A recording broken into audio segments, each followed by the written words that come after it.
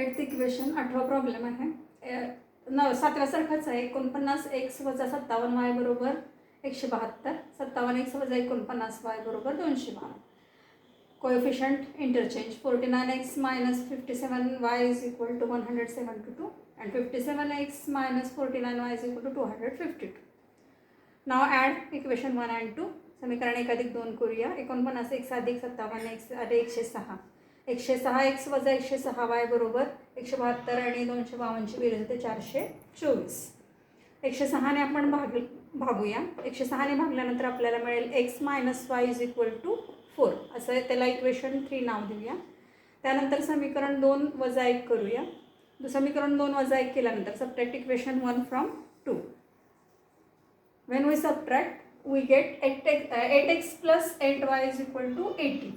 Here 49 minus minus काय होणार तर प्लस होणार. प्लस 57 मायनस 49 प्लस 8 येणार आणि 252 मधून 172 252 minus 172 is equal to 80.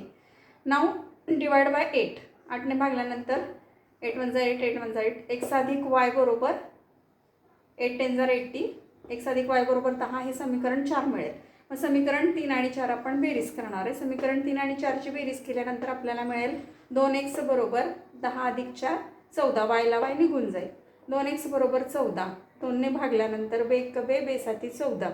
2 1 2 2 7 14. x ची व्हॅल्यू आपल्याला 7 मिळेल. x ची किंमत 7 मिळेल. आता ही x ची किंमत समीकरण 4 मध्ये ठेवूया. x अधिक y बरोबर 10 हे समीकरण 4 आहे. x ची किंमत आहे 7. 7 अधिक y बरोबर 10. 7 plus y is equal to 10. y is equal to 10 minus 7. y is equal to 3. y ची व्हॅल्यू मिळाली आपल्याला 3. Solution is x is equal to 7, y is equal to 3. उकल आहे x y बरोबर 7 3.